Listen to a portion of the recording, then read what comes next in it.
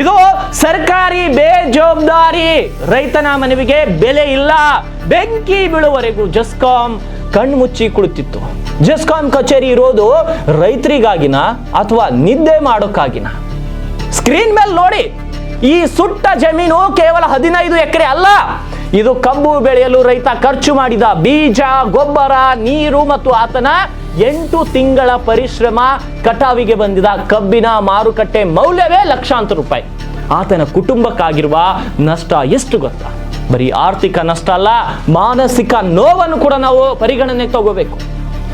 ಜೆಸ್ಕಾಂ ಅಧಿಕಾರಿಗಳೇ, ನೀವು ಆ AC ಚೇಂಬರ್ನಲ್ಲಿ ಕೂತು ಎಷ್ಟು ಸಲ ಕಣ್ಣು ಮುಚ್ಚಿದ್ರಿ?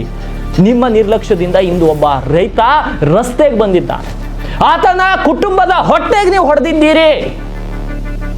ಯಾಕಂದ್ರೆ ಇವತ್ತು ನಾನು ಮೌನವಾಗಿರಲ್ಲ. ಬೇರೆ ಚಾನೆಲ್ಗಳು ಈ ವಿಷಯವನ್ನ ಎತ್ತುತ್ತವೋ ಇಲ್ವೋ ನನಗೆ ಗೊತ್ತಿಲ್ಲ. ಆದ್ರೆ ನಾನು ಈ ವಿಷಯದ ಸಂಬಂಧಪಟ್ಟ ಧ್ವನಿ ಎತ್ತುತ್ತೇನೆ. ಯಾಕಂದ್ರೆ ನನ್ನ ತಂದೆ ಕೂಡ ಒಬ್ಬ ರೈತ.